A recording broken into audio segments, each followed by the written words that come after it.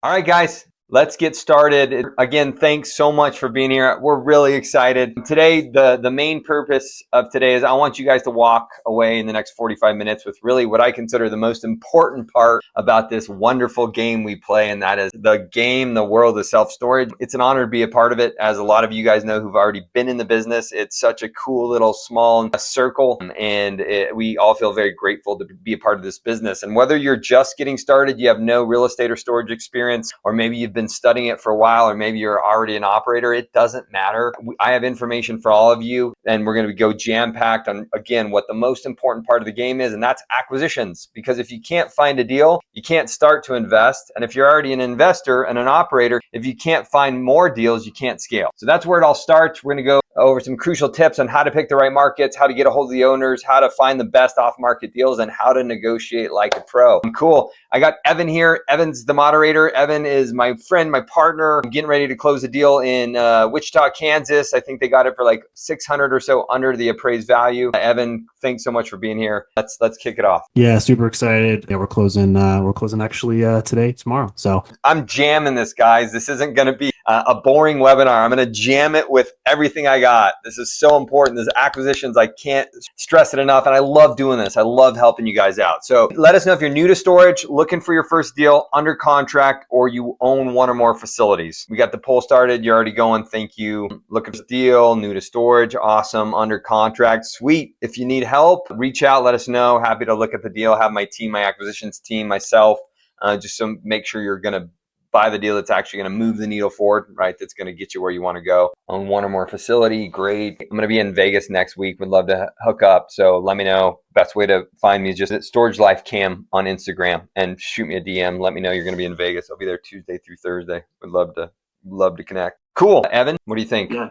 just ended the poll. Looks like we got about 36% of people new to storage, got about 52% looking for their first deal right now. About one person said under contract, and 6 people own one or more facilities. So awesome. Awesome. Thanks so much, guys. And for those of you that own one or more facilities, like I said, this is for you too. We're going to go over this stuff. Really, my job is always to help people simplify the process of self-storage, right? There's operations, there's managing, there's revenue increases, there's building teams, there's all kinds of different things for us to think about, but my job is to help you guys focus. And right now, today, we're focusing on getting the deal, getting the opportunity. That's acquisitions. All right, guys, I know a handful of you guys. For those of you who I don't know, my name's Cameron Barsanti. I've bought 19 facilities in the last 5 years. We've purchased in 9 states and the U.S. territory of Guam. I want to bring that up because Guam is a 17-hour flight. So when it comes to remote management, it's the real deal. And yes, it's possible. I've done conversion. We're doing ground up and also as many existing facilities as we can buy as well. I'm also CEO and founder of StorageLife. For those of you who don't know what StorageLife is, we're a community across the country. We're finding, funding, and operating storage together. We've just essentially built a team. We like to play together and win together. And so we're doing that. We teach you how to do it, or we help you scale if you're an existing operator. And that's it. Really want to dive in. So today's agenda, really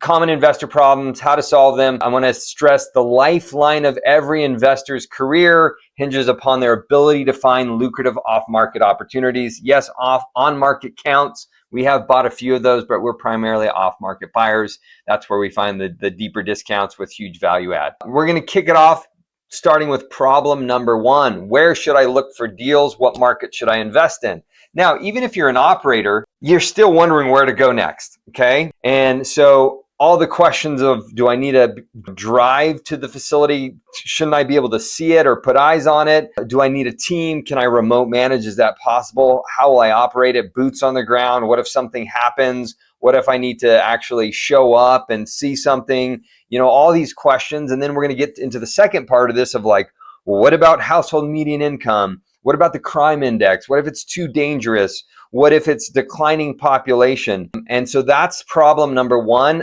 I have a little bit different viewpoint on this than I think most operators. And so I think it's really important to go over this. So the solution to the problem is, where do we begin our search? So I want to start by saying, if the deal will make you $1 million, then who cares where it is? And I'm being 95% serious on that. I don't want you to take risks that we're uncomfortable taking. But my point is, I have purchased facilities in cities that you've never heard of. In fact, if I rattled off the 19 places that we've invested in, you've probably heard of 4 of those cities. And that's it. And so what I hear a lot is people only wanting to invest, and then it's the dreaded buy box. And I use the term at the same time I poke fun at the term, because the buy box, it boxes you in to a very small area you're fishing. For me, we fish all over the country. And then once we have the fish on the hook, we analyze the market and the deal. And so, yes, we've made millions of dollars investing in cities that had high crime, no real population growth, under 20,000 people, way under what you'd be comfortable with a household median income. Now, do I think you should always go to those? No. I just want to encourage you to look everywhere, and then you can analyze the deal and decide whether it's a market you want to be in or not. As opposed to, you build a buy box around yourself and you're only looking in certain areas and certain markets. But what if those facilities that are going to really change the trajectory of your career, the cornerstone in your career, what if they're in markets you're not looking at? Under 20,000. I don't go under 15, and I only go to 15,000 people if it's like a fringing on a bigger city that I think it's never going to go anywhere or disappear, or it's not like a boom town, anything like that. And I like to be over, 25, 30,000 population. So I'm not saying I wouldn't prefer to be in larger populations. I look everywhere. And how do we look? We find tertiary, smaller markets across the country. Really quick, I just want to show you this. I'm going to jump on to my screen really quick. Okay, cool. Really quick, I just want to point out we have these larger cities. We're in Ohio right now. We have Dayton. The markets I really like are these little areas in between these markets. Why? Because they have plenty of activity, they have opportunity, they have mom and pop, and they don't have a whole lot of REITs. I mean, if I go into, Germantown, maybe I'll find a REIT, Centerville, whatever, but primarily your bigger operators are not in here, but yet you have plenty of people renting storage. So what does that mean? It means your competition is going to be less. Does that mean you can't find a deal smack dab in Dayton? No, you can, but your odds of finding these areas are higher. Literally, we're looking, and I'm looking for pockets here and here and here, these little areas outside Charlotte, right? So that's where we're finding the opportunity. Doesn't mean you can't find any in a big city, because you can. I'm just saying that's how I like to do it. It's a treasure hunt. This is what I love about storage. I'm in charge of my career. I'm the one that finds the opportunity. And so I'm the one that's like, I have the keys to the kingdom. You find the deal, guys. The money comes, the partners come. I promise you, just find a good opportunity and you'll be able to continue to grow as an operator. So Columbus, Akron, let's check it out. We go in here. I go into these little areas here, nearby, self-storage, and all of a sudden nearby, here we go. We got mega storage, we got look at 4 reviews, mom and pop, 19 reviews, mom and pop, 4 wide storage, mom and pop, mom and pop, mom and pop, mom and pop. These are the ones we love to target. You have better odds. We could go here and we can do a population and it shows, but it's only growing at, 29%. It doesn't matter in a lot of ways. Now, one thing real quick before I drop off the screen share that I want to show you is some colleagues of mine, buddies of mine, they built out an app. I want to quickly just share Go Fish. Some of you have already had, probably heard of it. Some of you are using it, but it's expedited our process tenfold on what we're doing. Before we were driving Google Maps, finding deals. And so now all we're doing is we're going into here, we go into an area, we go into a search radius, and it's actually scraping Google Maps instantly. Before we'd have to have VAs do that. But the other thing, guys, this is huge. I've literally waited 5 years for a tool like this, but it's also showing unclaimed Google business facilities right off the bat. So I can go here and I can go in here and click and see the size of the facility. And immediately I want to add that to my CRM, my database. So I'm just going to assign it. So guys, this is a huge hack. My whole team's using it. It's expediting our process, scraping Google Maps. And then what it does, you dump it into the CRM and it instantly skip trace owner information. So this is a big, big, big progression in what we've been doing. Before that, what I was doing was we were going manually, driving Google Maps, looking for less competition, looking for mom and pop, stuff like that.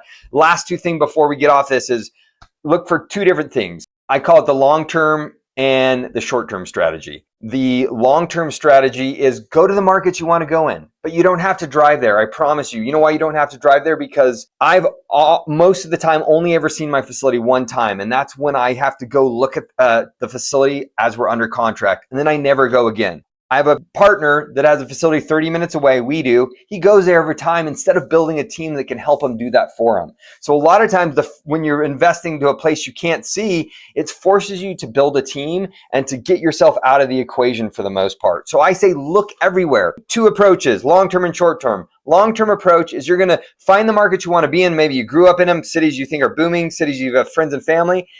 Long-term approach, you're going to reach out to those owners, you're going to keep in touch with those owners, you're going to maybe meet them in person, you're going to drive for dollars, whatever, and you're going to look for those markets you really want to be in for the next 5-10 years, whatever. Really long-term. Short-term is what I call the shotgun approach. You're going to look everywhere for the low-hanging fruit at the right opportunity.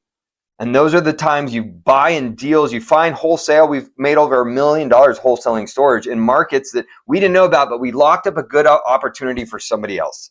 Long-term and short-term. It's okay to pick cities you're close to if you want. It's fun owning in facilities near you, but you don't have to. Look everywhere. Open up the floodgates, lift up the buy box, and fish all over the country. When you find the deal, find the opportunity, you're going to decide whether that's the right deal for you or not. All right, guys, we're going on to problem number 2. Now you have your markets picked out. Now what, right? So you have your pockets, you have your city or state.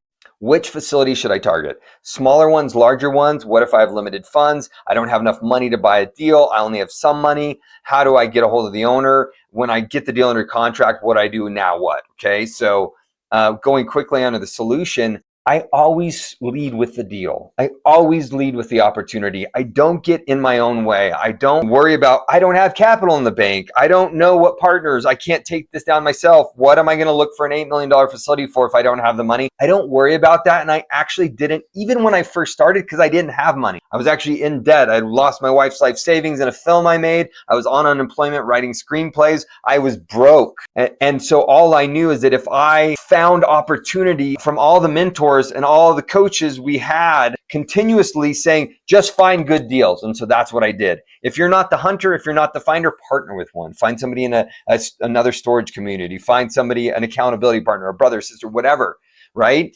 So you got your markets. Now you're going to go in to the solution here. What do we do next? We just need to find the owner. We need to go straight to the source. We're going to leverage now new tools like Go Fish. We're going to go on Google Maps. We're not going to worry about the money. If you find a good deal, bring it to us. We'll help you fund it. It doesn't matter. Just go for it. Think like a business, not like an investor. You're going to have to be consistent. You're going to have to be professional. You're going to need your CRM. You're going to need some tools. You're going to need a database, and you're going to farm that database. Okay. We're going to get into it a little bit later, but follow up is key. As in any business, sales and marketing, we're going to go over that a little bit too, but following up is key. And now you're reaching out direct to owner. Also think like a broker. I'm going to mention that a little bit. How do you get a hold of these owners? Emails, texts, phone calls, postcards, letters, driving for dollars. We have a sister VA company. It places trained self-storage VAs. I literally have helped members of our StorageLife community, I think over 10 close with our trained VAs that are making phone calls. It's all real. It happens. It works. Start building out your team, building out your research. If you can't do this by yourself, accountability partner, communities, masterminds, groups, so you can do it together, all right? Quickly going to go on to problem number 3. I got a hold of the owner, now what? And we're going to back into this. After this, we're going to go into can't get a hold of the owner, which is the most important problem, okay? But I got a hold of the owner, now what? You got one chance to stand out sometime. You got other people calling, you got AI bots calling, you got owners that are they're saying they got 200 letters on their desk. There's so many people looking for storage. Is it blown out? Is the competition too high? No freaking way, guys. Our community's I think done over 30 deals in the last 14 months. Like there are deals, I promise you. You just got to start thinking. Don't be overwhelmed. You're a business. You're not an investor. You're not dabbling. Look at it like training. Don't go to the gym once a week and expect results. Don't go every day for 4 weeks in a row and then take 4 weeks off. Just be consistent.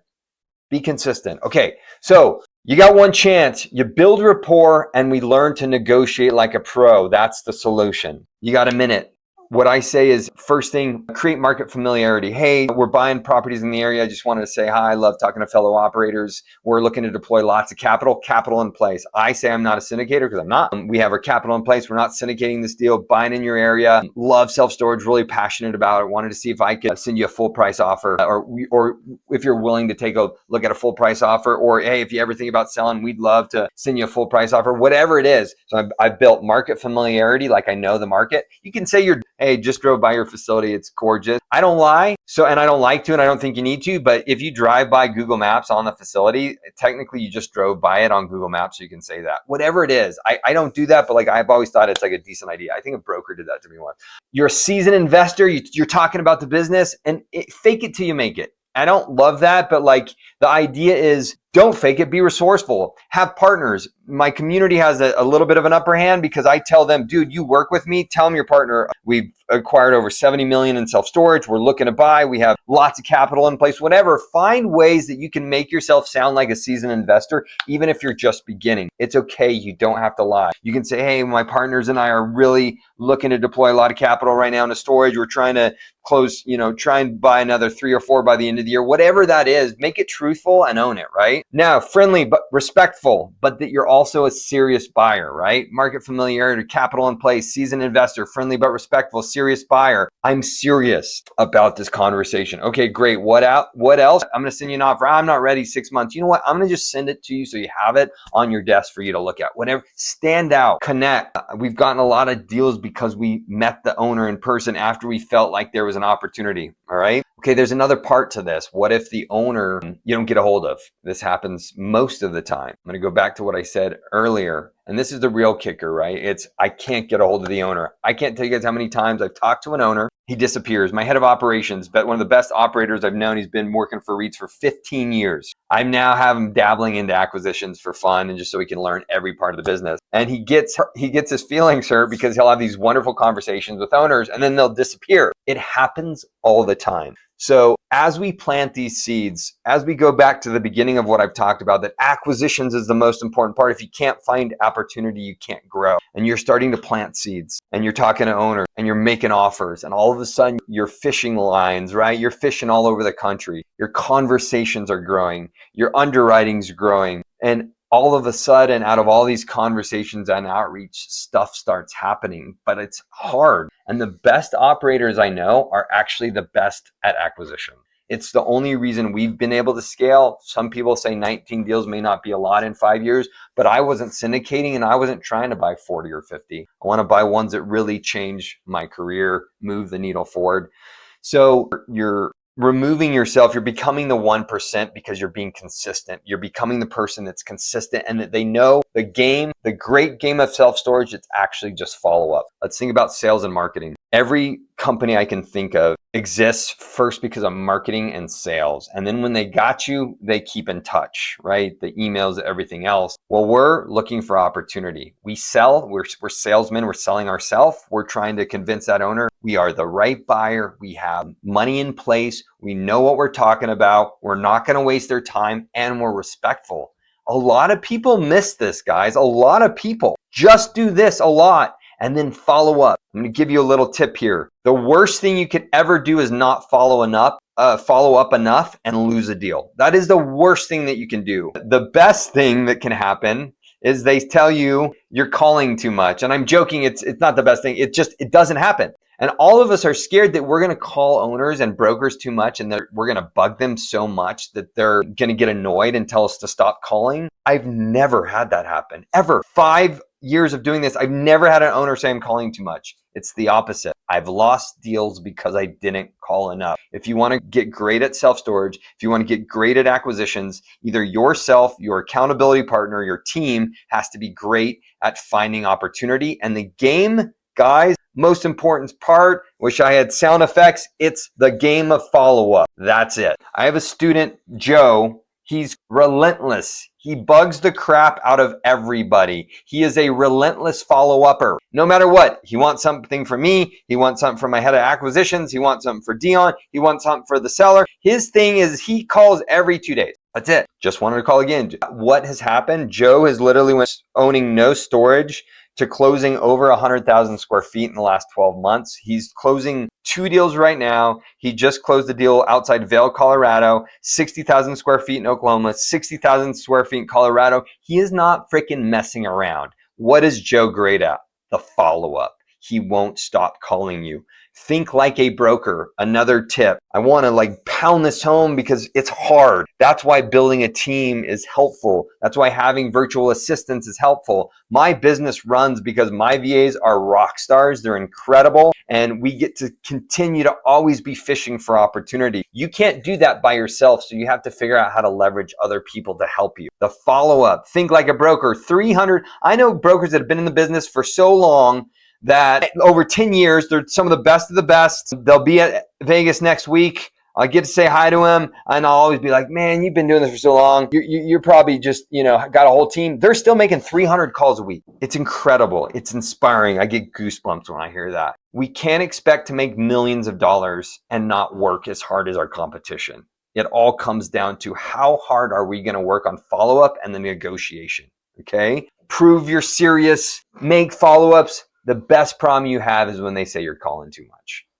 All right, guys. Hey, Cam, we got a couple questions. We've got a question from Michael that says, how do you send an offer without financials? You know what? Let's do this. So we're going into our bonus, which is making an offer. I'm going to go into that. It's our last bonus. And then, we got 2 more. I'm going to go into that one since that answers that question. And then we'll open it up for questions and then go into our last bonus. And then we're going to go hit the Q&A. Sound good? Perfect. Sweet. All right, guys. So one of the bonus, I don't know how to analyze the deal or make an offer, especially under a time constraint. Now, even if you're an operator, you know how to underwrite like a pro. Guys, we have to learn how to underwrite. It's just part of the game. If you're not good at it, find somebody who is. My community, they're spoiled because if they have a deal, my whole team looks at it. We look inside, up and down, and make sure it's a deal that we all feel comfortable about pursuing. But often we have this much time to make an offer. It is not uncommon for sellers and brokers to be talking about other serious buyers. So we have to build rapport, even with a broker. I've coached brokers into doing creative finance. We've helped them. We've won so many deals with the brokers like, dude, you are not stopping. Like, I love you. You're bringing every option for the seller. Let's go, right?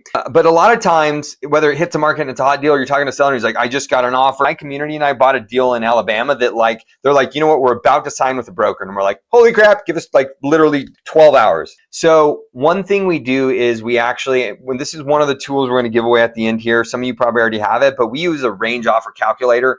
I built that when I was wholesaling single family homes, where I realized if I ever shot out a single offer, it was like do or die. They'd be like, nope, click, or yeah, that sounds great. And I'd be like, oh, I shot myself in the foot. So the range offer calculator, I stumbled upon it wholesaling single family homes. I can't express how much it works. It's a tool. It's only a tool. The range offer calculator spits out a 7 to 9 cap based on their gross revenue. So to answer your question, we only want gross revenue. One of the biggest deals I bought that Public Storage offered us a crazy amount for was a deal we found with our trained VA. They made me make an offer without having any financials. It was crazy. She was a train wreck to talk to. Later found out she had been in a 4-year divorce. She kept hanging up on us. After we talked to her once, it took us 4 weeks to get a hold of her again. But one day before she hung up, I was like, wait. Okay, fine. You're not going to give me anything. Tell me your unit mix. I can figure out your square footage. And I literally made her the roughest blind offer based on that. And that's how we got the deal, because we were the only one dumb enough to make an offer. That offer starts things. It starts a real conversation.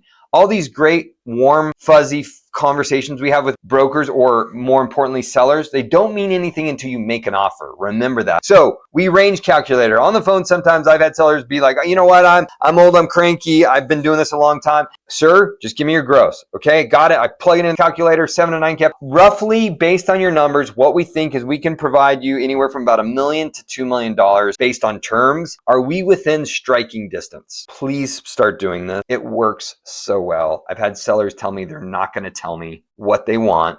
They're seasoned. And then 4 minutes later, they tell me exactly what they want because I spit off the range calculator. My VAs do it on the phone. Now, is it always a 7 to 9 cap market? No, sometimes it's a 6.5 to, or maybe it's a 7.5 to 8.5. It's just getting a conversation started. And then if we're in striking distance, they usually say something like, 1 to 2 million? Yeah. I mean, I think you got to get closer to 2. Cool. You just told me what you wanted. Thank you so much. I'm going to come back with my best offer. Then we come to them with a 3 offer we're going to get into next.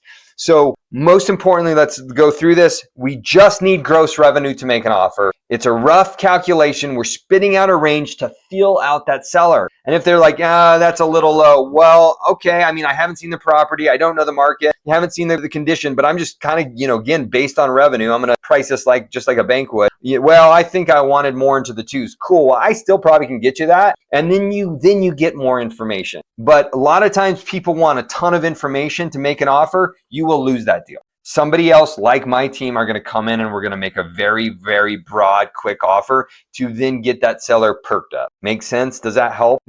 Any other question pertaining to that? Question. I do have a question here. It's from Par. It says, if you're buying on a cap rate, isn't that usually against NOI, not gross revenue? Yeah, but not their NOI, our NOI, right? So a lot of times people get hung up on what is their expenses. For me, I don't care too much because I know their expenses. It's property tax, it's insurance. If I have that from them, great. If not, I'm going to have to kind of come up with it. But like that's helpful for sure. But like, I don't care what they're paying to mow the lawn, to pay their employees for so I don't care about all that except for utilities. I'm poking fun at it a little bit. I care about property tax. I care about insurance. But other than that, it's my expenses, not theirs. I'm going to go and buy this thing, take their existing revenue, drive revenue, implement all kinds of new, fees, insurance. And then I'm going to take my team and put that in. For some of my students that are just buying their first, second, third deal, they don't have a big enough operations team, so their expenses look a little bit different. But we use our, ballparking 30 to 35% expense ratio.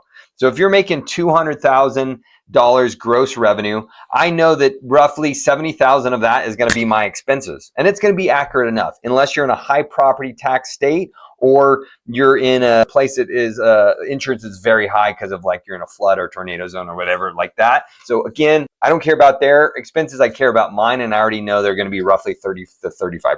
Last one really quick. We're not going to spend any time on this. Your job is to follow up, to make offers. And the last one, I promise you, it's so important. You're a problem solver. Don't be scared about talking to sellers. Don't be scared about annoying them. Call them, find out what they need and solve their problem. All right. And you're going to solve that problem by coming up with creative finance terms that can make a deal work that otherwise would be a dead deal. Listen to what they need. Do they want to cash out, or do they even know that they're going to hit by capital gains tax, and instead push the capital gains tax out by doing a seller carry? And how much do they need a month? Some sellers are like, I don't really care what you pay, or not, I don't care, but like, I don't need to be cashed out, but I want 12 grand a month cash flow. Cool. I'm going to make terms that make that work. Find their problem, listen to them, ask them the right questions, and you're going to come in and you're going to solve their problem with multiple ways you can buy the deal. Creative finance, seller carry, master lease, conventional cash, whatever it is. We're giving this away as well. The 3 option offer I make on every deal.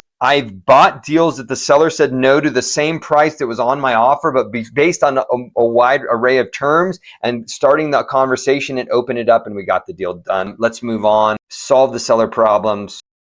All right, guys, quick recap. We're ready to go, right? Where do I start? I can't stress enough the importance of acquisitions and follow-up, right?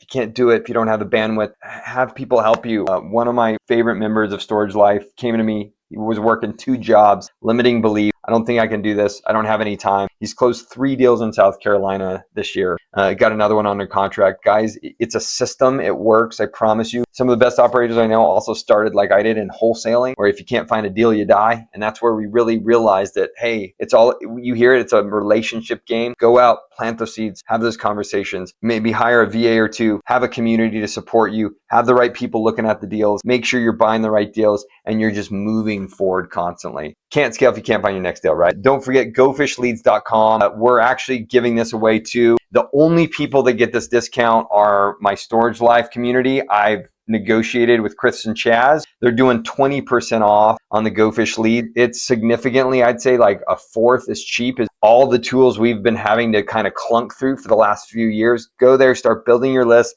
use your CRM, start hitting owners. We're also giving you a KPI tracking template. I don't have time to go over that today, but KPIs when you think like a business, like we talked about earlier, you're tracking what's happening. And if you track what's happening, how many offers did I make? I just spent $1,000 on letters. When I spent $1,000, 7 owners called me back, 5 of them were serious, and 2 of them are interested after I made an offer. You start realizing, seeing patterns that work. Dude, KPIs are a game changer. It's a whole world that I'm not getting, again, we don't have time to get into, but if you already are tuned into KPIs and what that will actually do for you, it will change the game. Cool, excited for you guys. Next step, if anybody wants to further explore, how do we make this work? How do we take things to the next level? I want to buy a facility in the next 6 months. I want to buy it in the next 12 months. We said find your facility in the next 30 days. It's possible if you do what we're doing and what you're just building, you're farming, you're building leads that this next 30 days, hit the ground running, and you could find a deal today. You never know. Just start going. But if you're ready, Evan was willing to book and the team willing to book a 30-minute strategy call that's basically just where are you at now? Where's your bandwidth? Where do you need to focus? And how do we start moving the needle forward and you becoming either an operator or a better operator? So take advantage of the strategy call. I think they're going to have a link at the end of this. And guys, let's jump into the Q&A. Perfect, Cam. We'll do kind of some rapid fire for some of these questions here. Eric says, what do you think are the most important KPIs to track when you're first starting?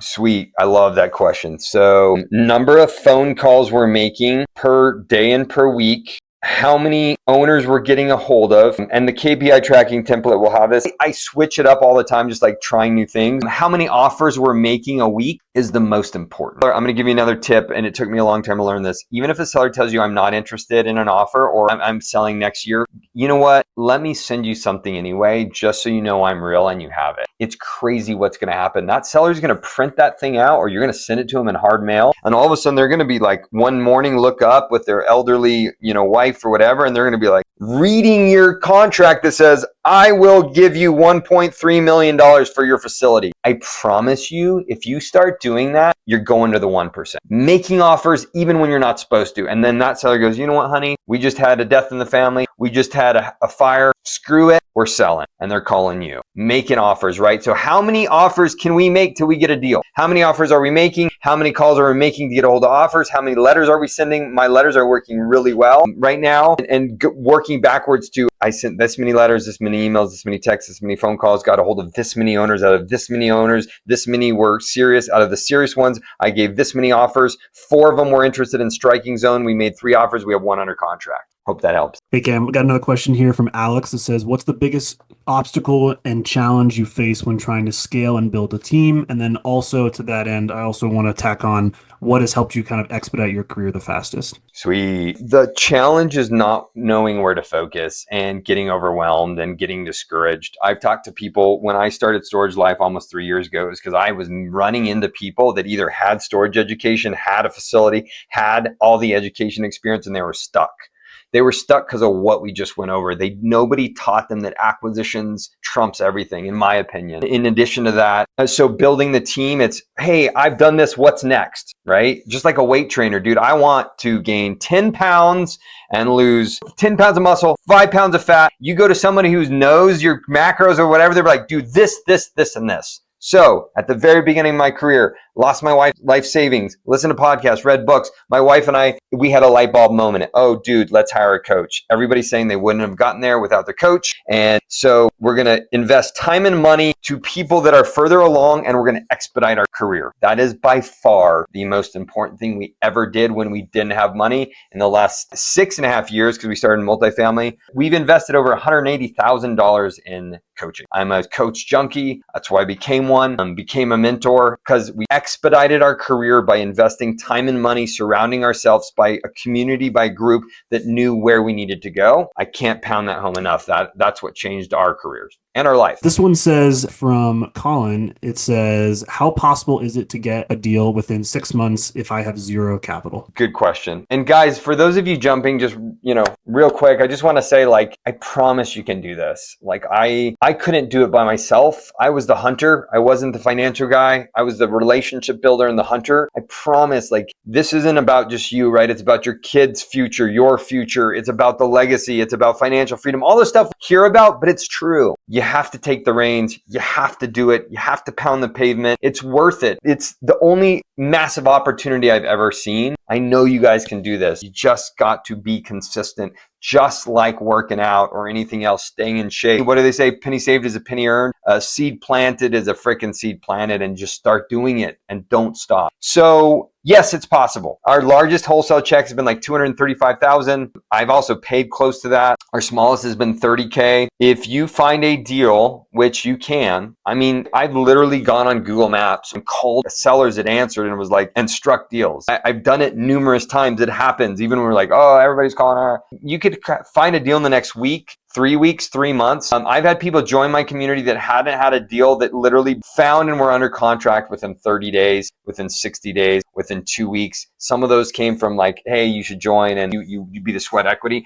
But the other part of that is if you find a deal and it's a wholesale, then my community or somebody like me just negotiate with whoever that is you bring it to, make sure they have buyers. They're going to find a wholesale buyer for that deal, and they're going to pay you for finding that deal. And it's not easy. I don't want to be like, yeah, go do this. Like, I want to fire you up, but like it's hard, but it's also really lucrative. And you start really learning what it takes. Question here from Grant. It says, how do you determine your return on equity and when it may be time to sell? That's a long answer. What I found is you really don't know. Everybody's fixated on cash flow. Cash flow is amazing, but when you start buying deals, something even more beautiful happens, and that's equity. And so all of a sudden you own a couple of deals and you're like, holy crap, we're not really cash flowing. We're going to replace my wife's income. It hasn't happened yet. Replace my income.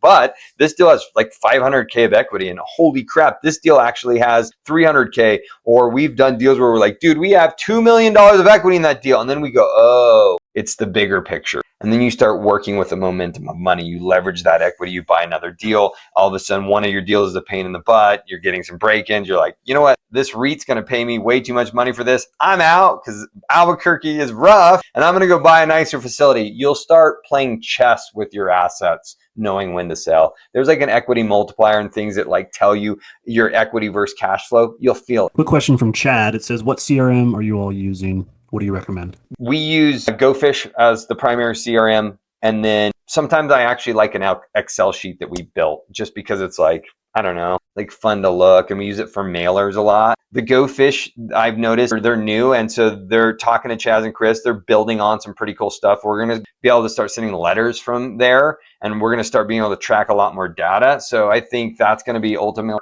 our home. But we also use Excel. Yeah.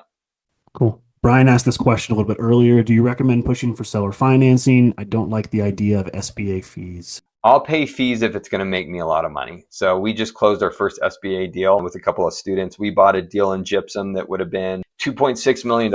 And I'm I think a 25% owner, and I had to come up with like 65 grand. We got that deal for $1.1 million under the appraised value. It's making already like $270,000 a year. I'll do that all day long. So I paid almost a $200,000 wholesale fee for a facility that was almost full price because I own the one next door. I'll pay fees. I'm happy to pay bird dog wholesaler fees no matter what if it's going to make me a lot of money. But most importantly, yes, 100%. If you can get a seller carry, yes, don't go through banks. Sometimes I'm buying a deal in Illinois right now. I'm putting 14% down. It's going to cost me $325,000 to buy a 60,000 square foot facility at 5% interest. So I'll do those all day long. Awesome. Alex asked, what's the role of the first team member you would hire? A VA, and then maybe an EA. A VA, and then you're going to want another one. You're going to want two at least. And then all of a sudden you got a synergy. You got your VA has another VA to talk to. It's the kind of a team, and you're like, you're not the only one. And then I'd find an accountability partner or two, usually within a community, but somebody that they have your same goal. And then all of a sudden now you're like, oh, holy crap, I'm not sitting here doing yard work by myself. I got other people. It's fun, more momentum, more traction. I've seen that work the best. Three partners, 2 VAs is like where you want to really start. Awesome. Anthony asks, would you suggest going for a bigger facility first to use as leverage for multiple smaller facilities, or hit the smaller facilities and use a smaller portfolio to start scaling to bigger facilities? It depends, but actually I go big now. You can find an $8 million facility if it's a great deal. There's tons of upside. It's going to cost the same amount to run pretty much. You're going to make more money. You're going to be a part of a bigger deal. If you can find a small deal that's going to move the needle, fine. Analyzing deals are tough. That's why, like, even my community, I have operators that own 5-6 facilities that still use my StorageLife team to analyze deals, because it's like we've just seen around a lot of corners. And so a lot of times we buy deals that nobody else would touch. And it's because they missed the upside. And so it's a tough one. Bigger is better for the most part. And the thing about small facilities, I went out on a limb and I pushed some of my StorageLife members to be careful about buying small facilities. And I think sometimes I see other people like, oh, that guy just closed something. It's 50 units. It's going to cost you 12 to 24 months. You're not going to make a whole lot of money, and it's going to suck your time. Do you cut your teeth? Do you learn storage? Yes. But like, you can still do that with a larger facility. Find the deal. Don't stop. Look for big deals. Don't get caught in a buy box. And then if it's a smaller deal, let's analyze it. And if the upside's there, you're going to buy it. Nice. Good question here. This one says, is there too much competition, or is it too late to get into the storage game? No. In 20 years, maybe. In 10 years, probably not. No, there's, I think, roughly around 30,000 mom and pops left. What scares me is not getting in the game. And I mean that. The only regret I would have is if I didn't do it now. I've heard that question since I started. I had people telling me in multifamily 6 years ago, I can't find a deal. Market's going to crash. My wife and I are like, dude, I don't know. We got a coach and we heard about cash on cash and we pulled $90,000 out of our home and we're like, we're going to invest it. Everybody was pumping the brakes and we went forward. I would say it's too late when you wait. And so don't wait. And no, there's millions and millions and millions and millions of dollars to make into self-storage. And that's why people are continuing to go into it. You just got to know what you're doing. Cool. Kathy says, could I submit a deal for assignment to the group, and what's that process look like? Yeah, I would just, you can message me through, again, StorageLife Cam on Instagram. I'll look at it, or my team will look at it. And then if it's a good deal, we'll let you know. And we'd be happy to have the team look at it, or the community look at it. It's happened. It works. Yeah. Perfect. Ashley says, what timeline are you looking for return on investments? We kind of answered this a little bit, but if there's anything else you want to add. It depends.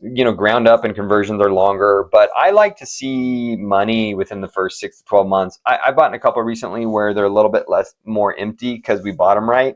And I think we're not going to see a return for like 16 to 18 months. But it really depends on the upside, and it depends on what your appetite is and what you need. If you need cash flow, I want cash flow, month one. Cool. Colin asks, how much cash on average do you need to drop on a deal to be an owner? I tell people, if you can get a hold of 50K, 50 to 100K, I feel like it's a good starting point. I did have somebody in my community, she had 10 and she's really good. She even has a SEO marketing company for self-storage. But I was like, I knew she was going to be great at systems. So we actually plugged her in and gave her more equity for just running the deal, for some sweat equity. But like 50 to 100K, I think is where I say like that really can make a difference. Cool. Jeff asked, obviously research is king, but do you have any tricks to get phone numbers or emails for owners? Often you get screened by the facility and cannot get direct to the owner. Any tips or tricks you could provide? Yeah, we use GoFish. It skip traces them. The roadblocks, you're going to hit a lot of LLCs. But Chris and Chaz were able to connect GoFish to the platform we use to skip trace. We've tried tools for years, starting in multifamily, Neighborhood, PropStream. I like PropStream too, but you're not going to get as much out of it. But every once in a while, we find a deal there, or we find information there that's not somewhere else. But it takes a lot of time. That's why our VAs are really important. But GoFish is going to spit out an owner information unless it's an LLC, and then you got to do an LLC entity search. And then once you've done that, you're going to also check Google Maps. A lot of times you'll find a skip traced name, and then you I'll take that first and last name, I'll put it into Google and search the city, and all of a sudden I'm like, holy crap, that owner, it is the owner and he's a broker, or it is an owner and he's a developer. That's super common. Oh, or it is an owner and they own the fence company next door. Boom, you have the owner and now you can get a hold of them. It's not easy. It's the same thing I talk about, like not giving up, like keep following up, keep going, be relentless, right? It's just like getting to that information. One thing, always remember, if you can't get a hold of an owner, that means nobody else can. So that's the owner you want to get a hold of. Cool. We got 2 more questions, and then we will wrap up here in the last 3 minutes. This question comes from Michael. It says, if you're calling hundreds of properties, and that can be a lot, what's the best way to be able to make those calls, how to be able to scale that, especially if you're still working like a W-2? VAs, a community that has deals that they're bringing to you potentially, And this is so important. It's like list stacking in a single family. But when you're looking on GoFish and you see everyone that's like, every facility that doesn't even have a Google My Business profile, that's a mom and pop. That's who to target. Or you're on Google Maps, or you're looking at the pictures and, they have all the fence is hanging and it's weeds and an old sign. Sometimes that's not the current picture, whatever. Those are the people. Target them hard. Send them letters. Send them email, text. Be compliant. Be really careful if you're going to send text. Phone calls. And target the distressed looking properties especially. It's going to give you a little bit more of an advantage. But you need to have a VA. In my opinion, it's because it's the only thing that's worked for me, is I've always had a mentor and a community that was ahead of me, helping me then evolve that system. That's why I am one, right? It's seriously. So like, it's how do I build momentum and build a team while I have limited time? But you're going to start with your VAs. Well, and just to piggyback off that real quick, because Jeff just asked this question, what VA service do you recommend? The actually only service I know is a sister company of StorageLife, and we place turnkey trained VAs by my team. So it's the only self-storage VA company I know. So that's the one. Super reasonable. I was hiring VAs for years that I was paying more for, and I did it only to help my community. That's why it was born. Awesome. A big question here is, what still gets you excited about self-storage? What makes you still excited for the future of self-storage and why you're in this business? Wow, great one. Really quick to end it. I know I see a comment, ABQ is not the play. No, there's actually tons of opportunity in ABQ. I just mentioned that earlier because we did have this facility that was like in no man's land that would like get broken into every week, but we made a lot of money. I love the community. I love the people. My StorageLife community is comprised of about 30 seasoned entrepreneurs, the majority of them. Some know nothing about real estate, bought other businesses. Some are newbies, some are 21-year-olds, but I have a lot of developers, operators, people that are in triple net lease, laundromats, car, all this stuff. I love meeting people like that. I love going to SSA next week and running into people. It's a friendly environment for the most part. Even though we're all competing against each other, I think it's good competition. I love the industry. I love the upside. We still own a couple multifamily. I believe in diversification, but when you can go buy a business that's stressed and it only takes some CapEx and learning how to operate to drive revenue and make a lot of money, it changed my life. I get to work from home. I see my kids almost every day. I hardly ever travel, and I can live anywhere I want in the world, and it's because of self-storage. I owe it to that. I'm grateful. I won't make my kids play sports. They do. I won't make them play music. They do. I'll make them learn self-storage. I think as an American, being able to invest in the country with commercial real estate is such a blessing. We're so lucky. And if you live in the US, I don't love single family home. I was attracted to it early, but then I realized commercial real estate had a lot more upside, a lot more scalability. And so for me, if you live in this country, learn the game of commercial real estate. For me, by far, I'm biased at self-storage and go all in. We're lucky to be a part of it. Awesome. That's all the questions we got. Cam, if there's anything else you want to say before we close out here, we still got a good 75 people on the call.